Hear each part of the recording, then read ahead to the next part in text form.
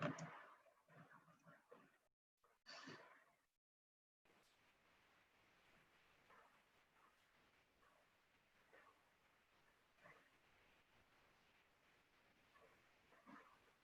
morning. Welcome, Yvette. And it is actually good evening here, and I'm sure it is a different timing there. So I think it's afternoon, right? Yes, we're just shy of noon. Yes. Okay. Welcome to the Women's Economic Forum. We are so happy to have you here. So, Thank you so much for the invitation. Hello, Meghalai. Hello, Sumita. Welcome. How are you doing? Doing good. So nice to see you virtually at last. Yeah. We just spoke on the phone and. That's right. Yeah. So, Yvette, I think Reena Patel is yet to come. So, Okay. I'm not sure whether she's coming. Yes, she and I emailed this morning as well. So, okay. Yes. Yeah. So, Mita, this is the session just before yours. There are two people in conversation. So, that is Yvette. And she is the assistant professor and assistant dean, Boston University School of Public Health, USA. Okay. Yes. And so we are waiting for that session to complete, and then yes. So TED is being streamed live on YouTube. Yes. Okay. So Reena Patel is yet to come. Is that or what? Yes, Sumita. Is there a separate link for that, or how does it work? There are links. Yes. Oh, okay. It's streamed live on YouTube and Facebook, and a lot of interest is being generated for this Women's Economic. Oh, I'm sure. 11 tracks and like 200 speakers in 2 days. Yeah. It was a great. How has the response been? This has started this evening, I think, no? Yes, it has been pretty good. So how has been the response so far? It is pretty good, Sumita. Okay, wonderful. So I think since Reena Patel is not there, Yvette, I think please go ahead with your inspiring story. Okay. Not here, so I think you can have a solo session and go ahead and inspire the viewers across the globe. Over to you. Okay. Well, first I just want to start by saying thank you for this generous invitation to be a part of this great conference of women around the world. I will say a little bit about myself. I'm an associate professor of epidemiology at the Boston University School of Public Health. I'm also the assistant dean of diversity and inclusion for the School of Public Health. I've had the great honor, research-wise, to be affiliated with the Sloan Epidemiology Center at Boston University School of Medicine. And in that role, I've been a researcher on a large project of African-American women, the Black Women's Health Study, which has now in its 25th year. This is our 25th anniversary this year. What I can say about myself and my journey is that it has not always been a straight path. It's been a crooked road, but it's always been on the ascent, which is what I try to tell students, that it doesn't have to be a straight shot. But I will say just a few things that I was inspired on. One is, again, having the great honor to study women's health and Black women's health in particular in the United States. As we know, Black women bear a great burden of illness relative to their white peers. And in our project, we've been able to look at various risk factors, including experiences of discrimination and racism, and even neighborhoods where women live as determining or having a major role in determining their health outcomes. Of interest is these are not simply limited to Black women. These are factors that have application worldwide. So women of color in particular will often bear the brunt of health, poor health within their communities. And more recently, I've been part of a consortium of researchers who are looking at not just African American women and white women, but also women of Southeast Asian descent, and looking at the role of religion and religiosity and spirituality in buffering health outcomes. We all have a lot to learn from one another. In preparing for today, in talking with Rena in advance, we spoke a lot about how do we harness this moment that we're in globally.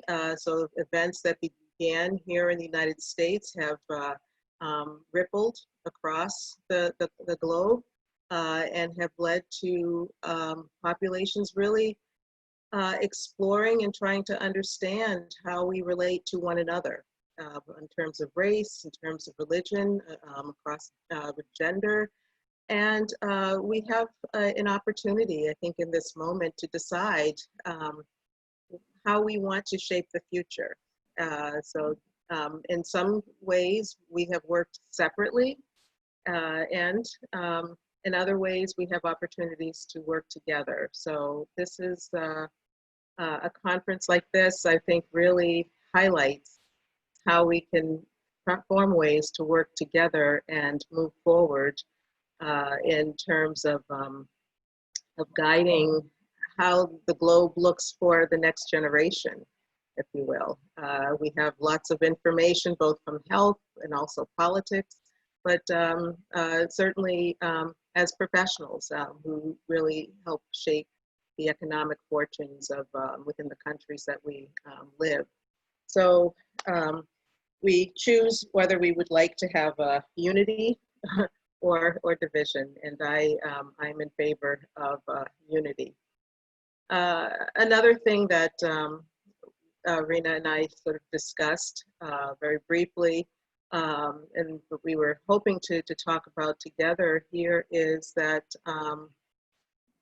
in my own research and in my own sort of lived life, lived experience, one part of my family, my mother is African American, descendant from, direct descendant from slaves.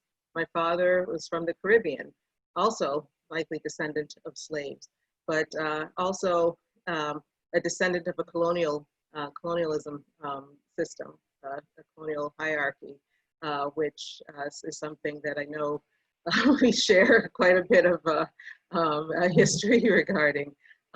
Yet I have always been one puzzled by how siloed Black Americans and those of Southeast Asian descent have been, although we have this very shared history of similar oppression. And it's really my hope that as we move into this moment and this new time, that we explore that shared connection and use that as a way to, again, unify, join our skills, join our experiences, and shape the world that is to come for our children and the next generation. So with that, I will say that I feel like I'm rambling a little bit. I will say with my with my personal journey. You can tell more, David. You have about 5 more minutes. You can share more of your personal journey with us. Okay, sure. How much longer do I have? You have about 5 minutes. About 5 minutes? Okay, okay. Yeah, so, I don't know who out there needs to hear this or not, but, I'm a first generation researcher. I am not the first generation in my family to go to college, but I was certainly the first one to go into science, into STEM. And that it brings along its own challenges. So I've had to really learn the ropes, understand the academy, and grow my experience that way. I've been very blessed to have some great mentors, both within all areas that I've worked and currently. And I would say to those who are up and coming to really, find great mentors, and listen. And also, your mentors may not necessarily be specifically within the area that you're going into. You can learn, there are life mentors, people who teach you how to roll with disappointment and recover and reset, and kind of just sort of keep your moral compass centered. So mentors can come in many forms. I would, again, as I started out saying, my path has sort of been winding, but when I look back, I realize it's been consistently on the ascent. So no matter what steps you take forward, as long as they're going forward, and even if the incline is, might be very steep or very gradual, that you do eventually get to the places that you wish. So I guess the place that I've gotten to now is that I'm able to study women's health, and particularly Black women's health. And a student pointed out to me once, as I was explaining some of my research, he says, "You basically study you." And I said, "Yeah, I do. And that's fantastic," right? And I've had the opportunity to do that. Lots of people have had the opportunity to study themselves, their fathers, their mothers, their sisters, and now I've had that opportunity to do that. And so with that, I don't know if this is, if I've been enlightening or not, but I again want to thank you so much for the opportunity to have joined you today. Thank you so much. Thanks for joining us at the Women's Economic Forum. And Women's Economic Forum is honored to award you the iconic Woman Creating a Better World for All award. Congratulations, Yvette. Thank you so much. This award will reach you after the conference. Since it is digital, we cannot hand it over to you. And thanks for joining in all the way from across the globe. It is wonderful to have so many global speakers here. And thanks for sharing your journey with us. Thank you so much. You're very welcome. Thank you all very much. Bye-bye.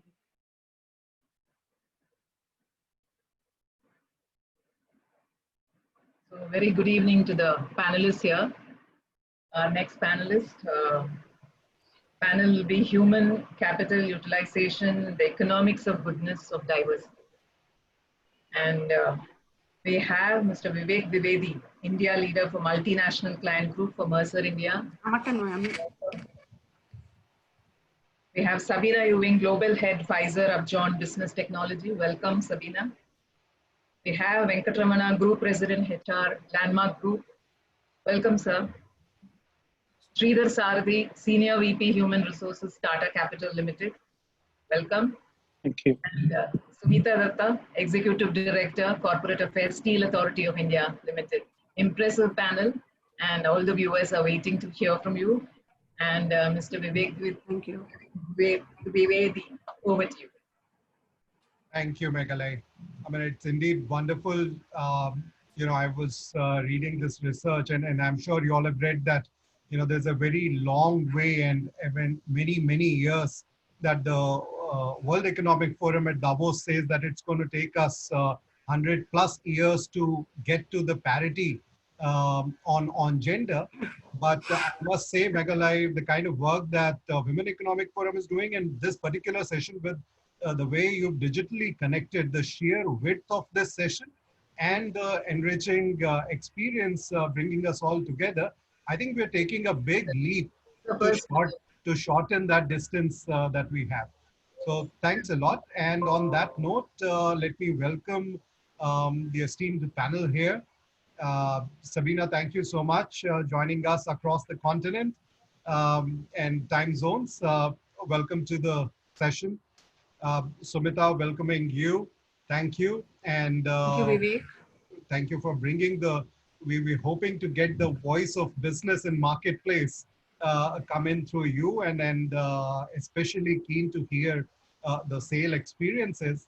And similarly for, Venkat and Sridhar, both your respective experiences. Now, the topic says human capital, the economics of goodness of diversity. So I'm sure the goodness of diversity is well established through, most of the sessions that have been ongoing around diversity. But I personally do feel that the economics of it or the business impact of it is still, not as well etched out.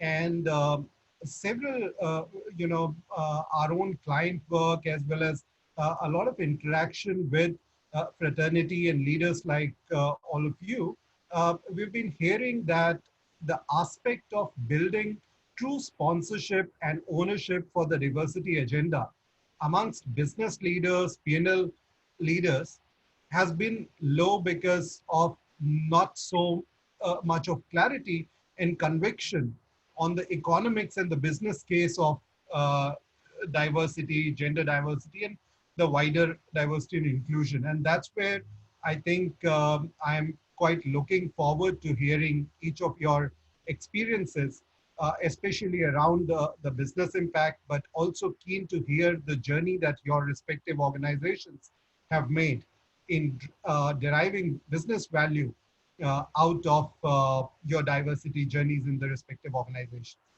So the order that I would like to take, if we could each take first 2 to 3 minutes to set your opening remarks and also give us some of the points of view that you hold dearly and the strong conviction that you hold based on your experiences. We could go around the table and then give ourselves the last 10 minutes or so to build further on to each other's points and conclude together as a group.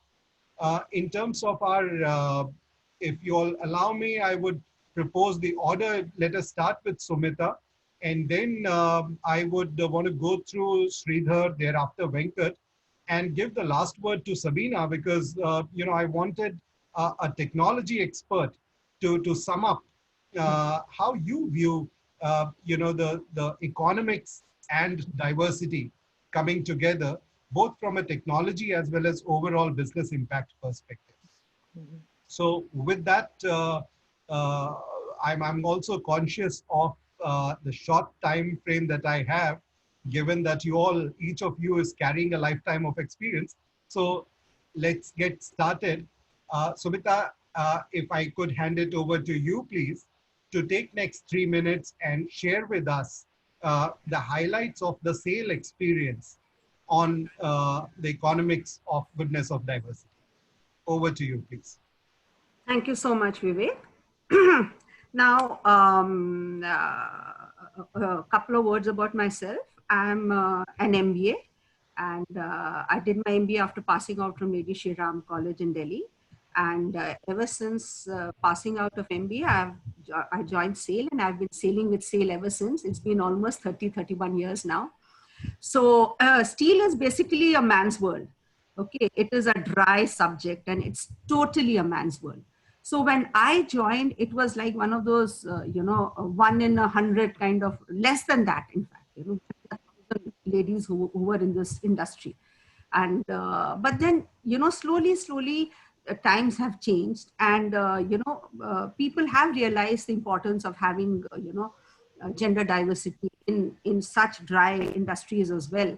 And, initially it was all about women joining in, soft areas like HR and finance, and typically you'll find most of the ladies are either in IT or HR.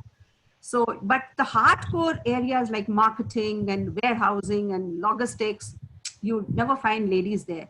But that is where the glass ceiling was broken to quite an extent by me as well, because I held all the jobs which were hitherto held only by men. I was branch manager of Bangalore first for about 7 or 8 years, which was a good time, challenging. And more than that, challenging was branch manager Delhi. It is a hot seat and a bed of thorns. And then I was regional manager operations, which is all about warehouse, and, it's dealing with truck drivers and trailer drivers and, managing the labor and IR. And so it was great fun. It was a challenge. So I would just tell one thing from my experience that, if you don't realize that you are a lady, if you don't think like that, then there is really no difference. Even if it's a hard industry like steel, If it is not there in your psyche that, oh, I'm a lady and I need privileges and, I should be dealt with separately. In my career, I never found any difference between me and, my colleagues at all. And even in meetings, always I was the only lady. Any meeting, even now, mostly, even in the higher echelons of, top management, I'm the only lady mostly. And we have another director, of course, now. So, it's never there in the psyche. So I really didn't feel any kind of gender discrimination or diversity. So that's it. We don't think about it at all. That's the way to go. That's the first step.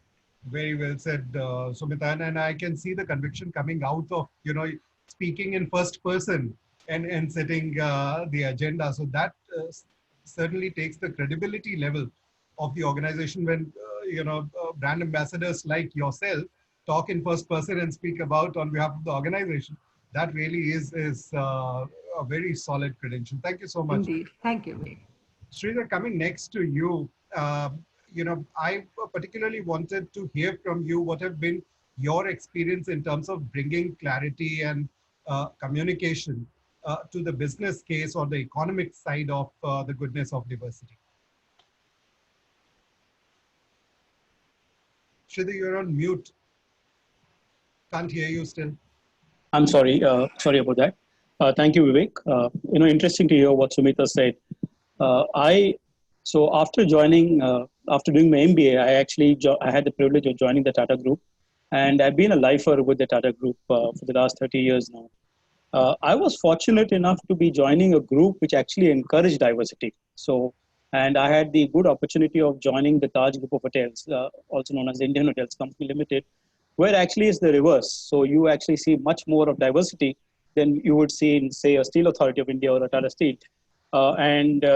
So wherever you went, whether it was sales, whether it was guest service, whether it was PR, whether it was Corpcom, whether it was banquets, you always had a lot of colleagues, and there was tremendous diversity. So that was a good beginning for me, and it actually also gave me tremendous insights into, working with a diverse background. For us at the Tata Group, diversity is not restricted alone to gender. And in fact, we have a policy with respect to, say, affirmative action, which is inclusion of the underprivileged from the scheduled caste, scheduled tribes, or the recruitment of people with limited abilities, etc. So there's a lot of diversity that's happening within the Tata Group, and we're very clear as to what we need to do to encourage diversity, and more importantly, leverage the diversity. There's always an opportunity for a diverse workforce to capture a greater share of the consumer market, and diverse cultural perspectives also inspire creativity, according to us, drive innovation. Now I'm with the financial services, having been with sales for a longer time, and now with HR for the recent past. There are certain areas which we need to break, and for example, collections as an area. So, or example, sales. We don't see as much diversity as we would like to. So therefore, we are trying to include as many diverse perspectives, so which actually could inspire creativity and also drive innovation. I'm tempted sometimes to speak about equality, diversity, and inclusion, and we normally tend to confuse equality about which is actually about equal opportunities, and diversity which is about recognizing and respecting the differences in people, and of course inclusion actually, which refers to an individual's experience within the workplace. So there is a moral case. We actually treat all with respect, dignity, and free from discrimination. More importantly, there is a very, very important business case. So which, for example, the wider talent pool that we're able to capture for staffing purposes, or the larger pool of diverse working population that is available to be tapped. Surely there is a lot of value creation. There is no doubt about diversity actually adding tremendous benefits to the business. Profitability, creativity is something that is very, very important, and of course, employee engagement. So there are 2 or 3 things before I would like to end. One is for it to be a part of the overall business strategy, which is very important. And also to ensure that it is not a one-time activity. We need to see the overall life cycle, including recruitment, retention, engagement, mentoring, leadership, accountability, etc. So which is very, very important. Lastly, it should not be an HR agenda. It should be seriously seen as something which is driven by the organization. That's important. So in terms of communication, we need to communicate the change very, very seriously. There needs to be a very, very effective plan, and it's not about saying what we're doing, but actually, living up to what we want to do, and ensure that we don't overdo it, but actually communicate the benefits that can be accrued from diversity. So we've actually leveraged diversity, whether it's customers, whether it's the investors, whether it's suppliers, partners, and not restricted alone only to employees. So in short, this is what the journey has been, and I think it's very important for us to have a clear-cut communication, not overdo it at the same time, but actually leverage the diverse workforce that we have. Makes sense. Very well said, Sridhar. I actually quite liked the continuum of equity, diversity, and inclusion, and bringing the economic nuance of each of the three, and like you said, taking it beyond employees to all your stakeholder groups. I think that's a great segue for anyone who wants to go deeper into the business impact and economics of diversity. Thanks. Venkat, let me come over to you. You've had a fairly long decade plus innings at Landmark Group. Retail is not, in many terms, easy to manage segment when it comes to, given the challenges of nature of business, and on top of that, deriving the economics or the business impact of diversity. So very keen to hear your view. And what are your insights from your experience at Landmark? Thanks, Vivek. Yes, as you may be aware, Landmark Group is a Dubai-based retail conglomerate, and in India we're more known as Lifestyle Max Home Center. That's how we're known. We are close to about 50,000 employees, of which about 25,000 employees are on our rolls. And we've had a very interesting journey as far as diversity is concerned, because way back in 2009, when I joined them, the organization was very small. It wasn't as big as what it is today. We would have been about 12,000 crores last year, and one of the larger retail companies in the country. And given that context, the diversity ratio, women was about 9%. And as you would all be aware, the mass is at the bottom of the pyramid. They are the frontline, store staff. And their work is very, very different when you compare rest of them. They need to be working in close proximity. They need to be working late hours. So there is also a question of safety for them, which is very, very critical and important. And generally, if you look at it, yes, we needed to make sure that it was a safe place to work. And before POSH Act really came, we really were very stringent if there was any harassment. And that's something which actually drove our, keenness to have more women. And we did have, KPIs of HR to actually move the ratio. That was something which we did. But otherwise, also on the back end, we brought in a lot of women-friendly kind of initiatives, because we see at the end of the day, especially buyers and designers and all that needed to travel length and breadth of the country, and where they stay is very important, because at the end of the day, that is also critical where they really stay. And also the fact is, so what we did is their accommodation was, one level above, their male colleagues, so that they at least make sure, the allowances are much better. So they make sure that they have better accommodation. Then we had restrictions of them getting back at 7 o'clock in the night. We were very particular about women getting back home from the stores. And these kind of, helped. And, then we started a crash facility in retail. It's not very common, but we did that long ago. And that helped us actually move, in terms of, the diversity ratio. And also, if we look at it, the inclusion part, we have a lot of persons with disabilities working with us, so that kind of also brought in, we have close to 600 or 700 of them, hearing and speech impaired working in our stores. And that definitely helped in terms of, a customer connect also. They started kind of seeing that this organization is concerned for humanity, and that drove, I mean, we've kind of had very, very nice, feedback on, these women working, I mean, these people working with us. So that was something.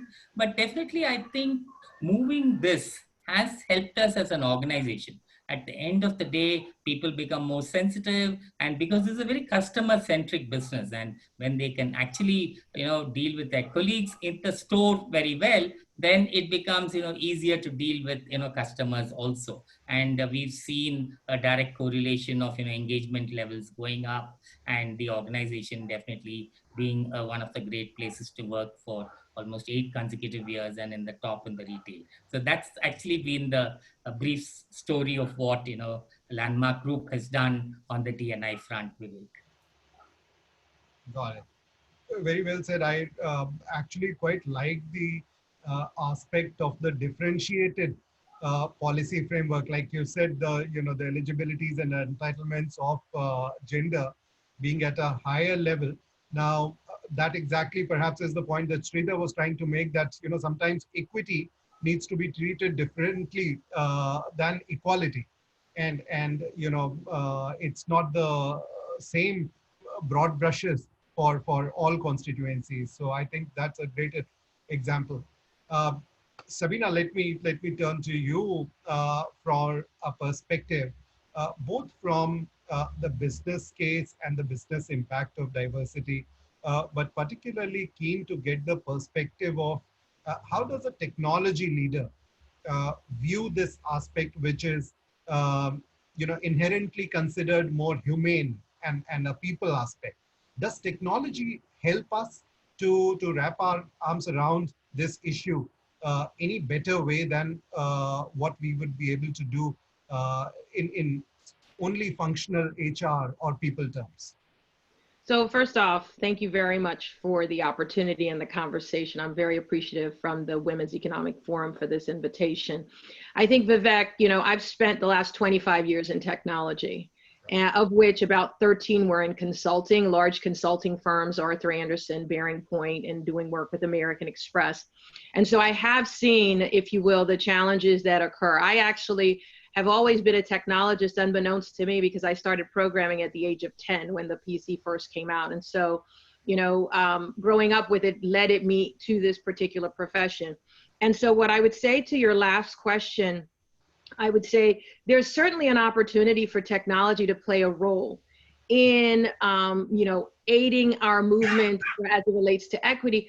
But when I think of, for instance, the dimension of technology such as artificial intelligence, what you realize is that it's programmed by human beings. And so the biases and the ways in which human beings think, that gets infiltrated into those technologies, unless you're intentional and you find ways in which you drive out that, those unconscious biases that would naturally be a part of those technologies. But to the topic of the economics of it, right? And the economics of diversity. I've served as Pfizer's chair of the Global Women's Council. And I think it's been really important to reinforce with leaders, as you all have been talking about, around the value of diversity, the impact that it has on the business. I think, one way I'd look at it is the Peterson Institute in 2016 looked at 22,000 public companies in 91 countries.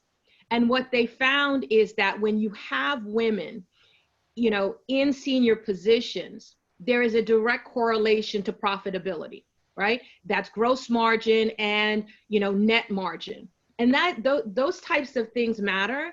For us at Pfizer, our leaders have been intentional around making the move in terms of driving more women into, senior positions. For us, it's the vice president level and above.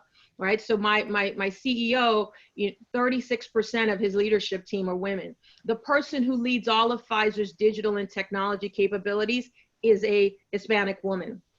The person who leads $40 billion of revenue, the pharmaceutical business, again, a woman. So you also see that, when you look at leadership on boards of directors, it's important to have at least 3, and then you really start to see and reap the benefits because you're bringing in diverse perspectives that can help drive certain improvements. And so 29% of our board are women. You have 4 board members. So we've gone over that 3 number. That's, you know, what the research has definitely shown.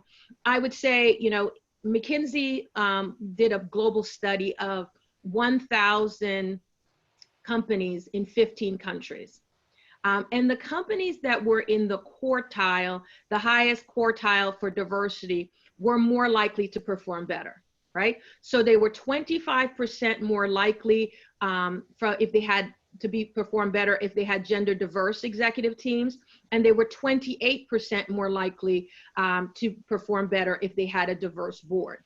And so I think those types of numbers, coupled with you know, the 18 report from McKinsey on the power of parity and advancing women's equity, specifically in Asia Pacific, because, you know, I was living in Shanghai last year, so I recognize that everywhere in the world is certainly not the same. But what they found is that if, in the case of India, if women's labor force participation was increased by 10%, that would add $770 billion to India's GDP by 2025. So when we talk about the economics of it, it's not just doing good, feeling it's the right thing to do, because, you know, you have sisters, mothers, daughters, and you want them to feel like they have a great place in society. But it's really important for us to recognize that there is a direct economic benefit and impact to business for the inclusion of women, especially as you include them through all ranks of an organization. Very well said that, and I'll make sure that we capture that you know, not only in the macro terms, Sabina, the way you highlighted and very specifically the India numbers, but I'm sure we're all seeing in our respective organizations. Mercer, for instance, given that consulting business lends itself quite well to you know, impact assessment in sheer data terms. So we carried out several studies across different practices, across different geographies, looking at, you know, what is the profitability and stickiness with clients index of the teams which are more diverse than not. And consistently that data supports exactly the point that you cited, that, you know, the economics of it is, apart from the fact that it's the right thing to do, the economics, sheer economics is so stark that, you know, when you look at the evidence-based kind of business case, the writing on the wall is pretty clear for the senior business leaders to take note. And in our next segment, you know, and Meghalai just told me that we have time till 10:20, so we've got another 22 minutes to go. So let me just go around again, but this time want to focus on what's been your experience with the sponsors of D&I in your organization. And since all of you are already at that CXO level, when you look at your respective peer groups in your respective boardrooms and staff meetings, what are some of the more positive case examples that you see? Can you share with us what does the makeup and role modeling of a great sponsor of business case of diversity look like? So Samita, coming back to you, let's say in sale context, you know, what has been your experience with top management leadership, senior stakeholders in actively taking up that sponsorship of driving both the economics and the goodness of diversity? Sumita, you're on mute. So Vivek, SAIL is, though it's a Maharatna public sector, it's a very conservative organization. Okay. So from the beginning, since there were very few ladies, having a lady working under you was always a pariah for most of the people, you know. They used to prefer not having a lady under them. Somehow they would be better off having guys working with them, and definitely reporting to a lady is out of question. You know, even now, let me tell you, You know, I mean, there are so many people who feel, oh, you have a lady boss. You know, I'm sure that is, you know, the general feeling. But nevertheless, so that is the kind of working environment which started. Slowly, you know, as I mentioned, that the narrative changed, you know, because with more and more ladies joining, and then they saw the efficiency of the ladies, which actually was true. It was demonstrated, the efficiency, the sincerity with which the ladies used to work. I mean, that made a huge lot of difference. And so more and more ladies joined, and it was encouraged. So slowly they were very good with numbers. They were very sincere. They were more, you know, committed. So all those kind of factors, it went a huge way in, you know, encouraging the people to have ladies working with them. Of course, we always have black sheep. There will be some ladies who typically, oh, you know, I have a domestic problem, I have to go early and I won't leave. Those are the people who actually bring disgrace to the rest of the ladies, I would say. But nevertheless, so that is how it grew. And now it has come to a stage where we have one director, functional director on our board who is a lady. And let me tell you, I mean, ever since she's come, she's leading the marketing team, and she's not only launched a lot of branded products and, you know, re-energized the retail sector. Our sales have actually grown in spite of these days being Corona times and the economy is down and there's no infrastructure projects. Our sales, even like we've just reported the June sales, the last quarter sales, and there's been a growth which is phenomenal. So that has been the trend. You know, now the thinking is totally different, and they would love to have a lady in their group, in their teams, because of all the added benefits which the ladies bring along with them. So that has been a great change in narrative over a period of years. Got it. Got it.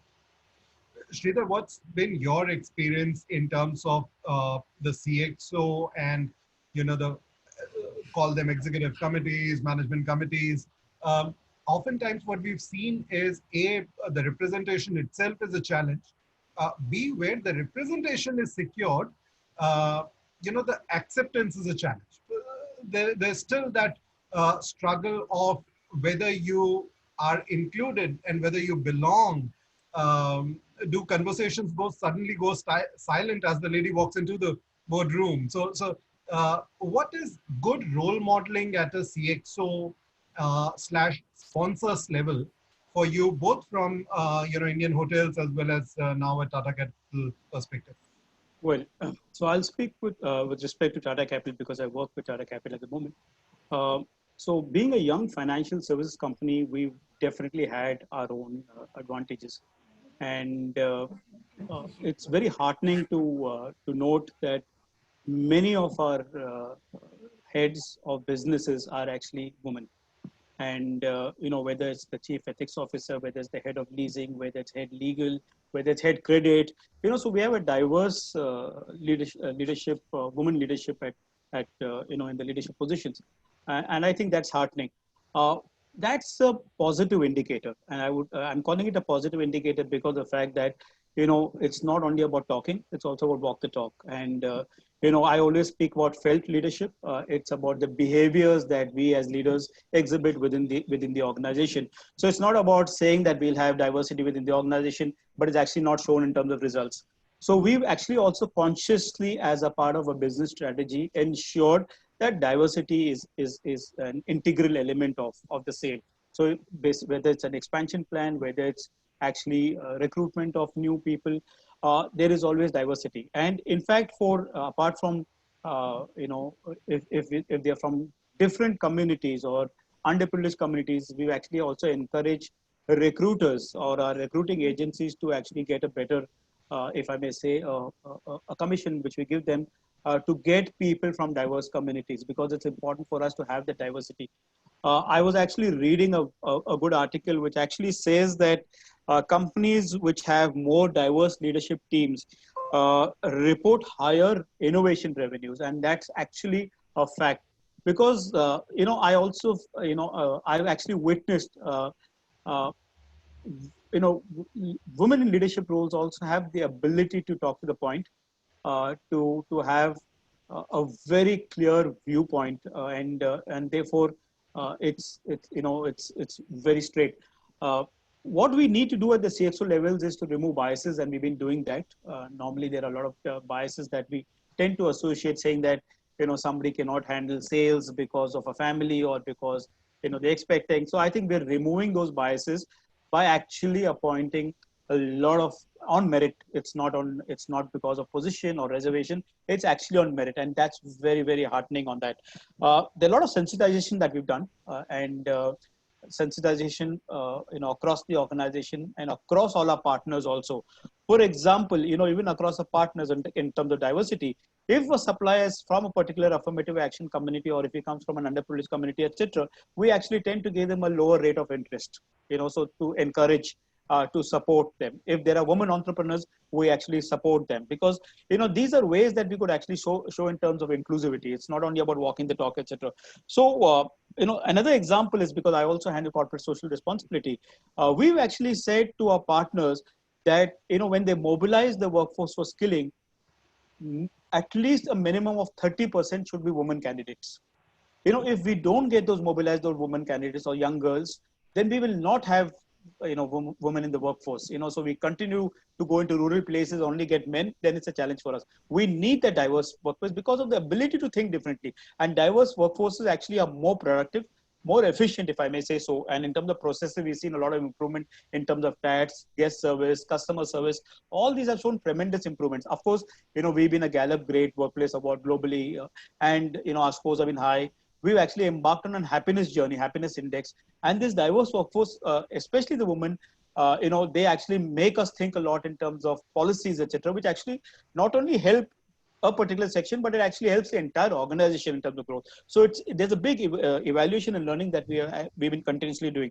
To put it short, we've been leading from the front. The leaders, led by the managing director and CEO, have ensured that in leadership. In fact, the leadership has much more women in leadership roles in the company and the mid management. So there is an opportunity for us to strengthen it further. And I think that's good, because once you admit there's an opportunity, there's always a scope for getting much more diverse workforce. So we've consciously communicated, appointed agents of change, champions, diversity champions, to actually push the agenda of diversity and inclusion within Tata Capital. And we're at a healthy rate today. There's always a scope for improvement, and we're doing that with the help of policies, etc. I particularly like the metric that you talked about, share of innovation-driven revenue. Yeah. I think that's a very good, I would say, level 3, not even level 2 step to take forward the discussion on the economics of it. Thank you, Sridhar. Venkat, you've worked with the top team of large organizations like Landmark, and now you do continue to act as a coach and confidant of the leadership team as well. In your view, what does a good economic sponsor of diversity look like? What is the role modeling persona and behavior? And Sabina, I would have pretty much the same ask from you as well. Very keen to hear your experiences from that perspective. But first, Venkat, to you. Yeah, Vivek. Actually, if you look at it, for us, our chairperson is a lady, and who runs this business out of Dubai, the owner. And generally, if you look at our leadership team, we have close to about 30% women, and more focused towards areas like women's wear, kids wear, buying. Those categories are mostly women. And HR also, we have a large women population, because I've been a propagandist of women in HR. I always feel women make better HR managers, is what I always say, and we have more than a 50% women in HR today. But then if I look back at our store leadership, we have challenges, because our stores need to remain closed late in the evenings, so for them to actually stay on with their family commitments and things like that, it becomes very difficult. But we are trying to see how to enable them, bring them on shares, and see how we can increase, store leadership, women there at the store leadership. That's something which you're working at, because otherwise what happens after a level, it gets tapered off. They don't want to look beyond a certain level to get on to become a manager of a store, because the responsibilities are very different. And so given that, I think today we are having, our reviews, definitely management reviews, D&I is one of the MIS which a lot of focus and attention is given. So we are trying to see how we can increase, and that's how we kind of increased whatever we've done. We will continue to do that, because the top leaderships, definitely their patronage is there, to make sure that we kind of grow to become an organization sensitive to women. Because today, at the end of it, for us, customer service and customer centricity is, it's what our business is all about. So given that context, I think women definitely play a very important role, and we are trying to increase that diverse ratio as much as possible. So that's what we've been doing, Vivek. Makes sense. Sabina, given the size and scale and the complexity of large global organization like Pfizer and the previous organizations that you worked for, what does a good sponsor of economics and business case of D&I look like? Can you cite some case examples for us in this long journey? Yeah, so I would say that the word I would use is intentional. I think a really good sponsor is intentional. It's some of what Sridhar had talked about as it relates to the incentives that they use with their vendors, right? It is that, and I think it's some of what Sumita talked about, which is when you have those positive experiences over time, being able to take that those experiences, similar to what Venkat was talking about as well, where you take those positive experiences and you build off of it, and it removes some of the things that may be biases that people may have had in the past. But I'll give you a specific example. So I'm a CIO today, right? The Chief Information Officer for the Upjohn business, because my sponsorship came from Pfizer's enterprise CIO, right? More than 10 years ago, working on a program, though we knew each other sort of, from just general experience, and working successfully on a program, that allowed him to tap me on the shoulder to become first his chief of staff. And I did that with him for, really massive programs, driving $1 billion out of cost in our technology organization over 3 years. Then similarly, being able to lead our technology organization for 2 of our units, specialty care and oncology, and then eventually the vaccines and oncology business, and then covering off on all of the corporate functions and business services for all of Pfizer globally. But he was intentional. Right? He was intentional in making sure that not only he selected women, strong women, because at the end of the day in business, every participant has to be able to perform. You have to be able to deliver exceptional results, right? I think it's to Sridhar's point about merit. And so coming in and leveraging those capabilities, coupling that with a leader who recognizes talent and sees past the gender of the talent, but to the capabilities of the talent.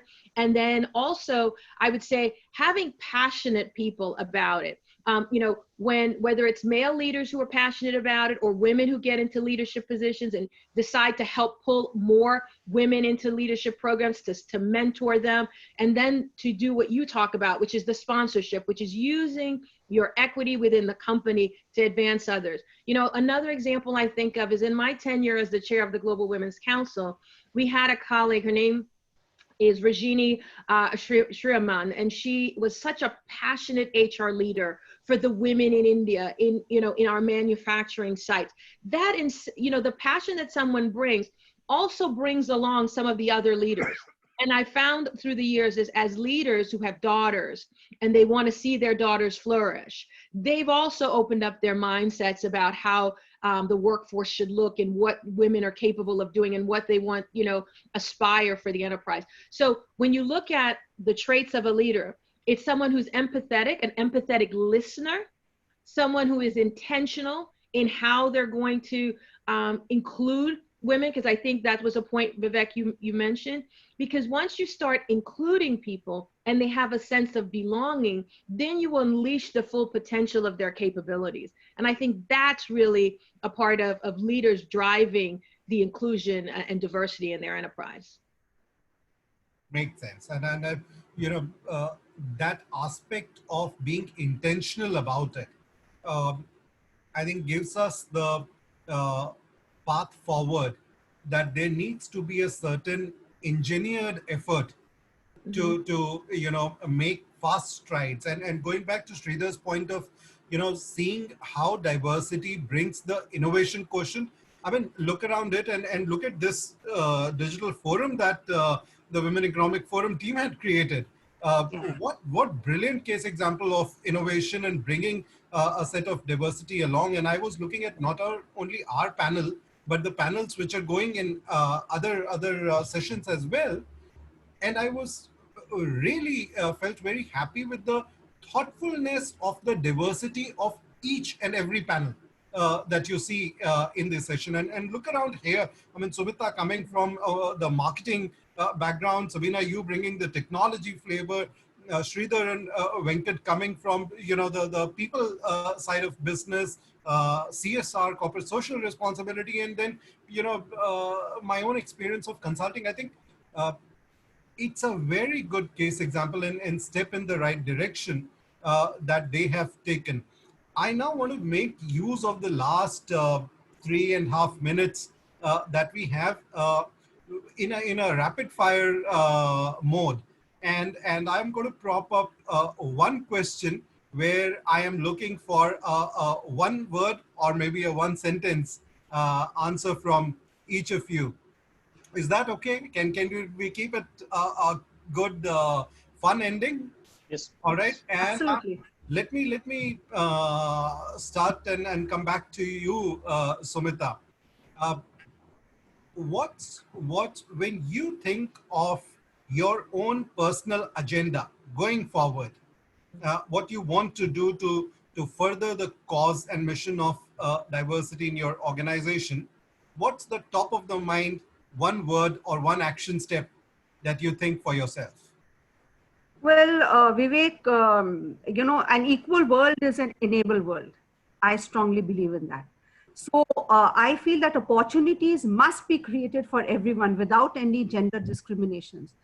As they say, I mean, quality begets quality. So I think we have to become more inclusive about having a gender parity. And in that, I think we all have to make a change in our social fabric also. You know, in India, it starts from the social fabric, this gender parity, gender bias. Frankly, it starts from the social fabric. It's our homes. In our homes, we have disparities. You know, and that has to change. So that is something, you know, bringing up my 2 children absolutely, you know, without any gender biases. That is where the beginning of each mother. So that is something which we have to take it forward. And I would encourage that. And that goes for me, my whoever is in touch with me, even in my workplace. And in terms of participation and performance, I would definitely see that, you know, I bring about more equality and a participative society. And I think it's time we should start celebrating the she-ros, not the heroes, but the she-ros. Very well said. And I think you've touched upon a very important point which Sabina previously touched upon about the social fabric. And Sabina, you mentioned about, you know, those leaders who are also fathers of daughters and therefore have personal investment into that agenda. But I think this is a very important aspect. And from an India perspective, in fact, we in Mercer did the first large benchmarking exercise in India, and there were 2 social factors that stood out. Sumita, particularly bringing this point. The aspects were the 2 religions of India. One is cricket, the other being Bollywood. And there is now research which is showing that in India, in last 2 years, the Indian women cricket team's visibility and fanfare has grown like never before vis-a-vis the male Indian team, which we have always loved, right? But the Indian women cricket team is a new phenomena. step in the right direction. And similarly, the kind of sensitive treatment of subjects in our Bollywood movies on the aspect of women and their considerations, that again in last 18 months, I mean, starting from Pink to, the kind of movies that we've seen, a lot of, serious, sensitive, and yet viable commercial narrative has come into the Bollywood. So I think very important point of social fabric being raised there. Sridhar, let me come back to you. What's your personal call for action? Well, we have a value, the Tata Group, which is responsibility. So we have to be responsible employers, responsible corporate citizens. That's one. I'm tempted to quote Stephen Covey when he says that the strength lies in differences, not in similarities. And I think that says it all in terms of diversity. So it's important for us to have. I think that's a master statement we all could take to. Venkat, coming back to you quickly. No, Sridhar, talking about values. So for us also values are on top of our mind. For us, we call it I lead, which is basically lead is listen, empathize, adapt, and deliver with integrity. So I think empathizing becomes very critical. And also in terms of sensitizing, because at the end of the day, discrimination is not, it's not blanket. It's specific to some leaders, some managers who kind of tend to be that way, and how you can sensitize them, empathize them, and have role models within the Meghalai is back to remind us of the time running out. Sabina, last one word answer from your side and we call it a wraps. Impact, having a legacy of actual impact to make a difference while we're here on this planet. Meghalai, impact is the final, last word that this panel wants to hand you over back with. Thank you. I think this Women's Economic Forum has created an impact already. We've been working on this for like 2.5 months, and the first time digital conference with so many tracks. And I agree with all of you that there should be the diversity in the workplace. So many important points have been put forward, and time is short. I'm sorry, I cannot give you more time. But before we close, I'd like to announce the awards. The Women's Economic Forum is very happy to award the esteemed panel members here with the Iconic Leader Creating a Better World Award for Mr. Vivek, Sabina Ewing, Venkatramana, Sridhar Sarathi, and Sumita Datta. Congratulations, all of you. Thank you so much. Thank you so much. Thank you for coming in and spending your valuable time and sharing your inspiring stories with all of us. Thank you, everybody. Thank you. Thank you. Thank you so much. Wonderful. Thank you. Wonderful Thank you. connecting with all of you. Take Thank you. care. Thank you. Bye. Good Bye. night. See you. Bye.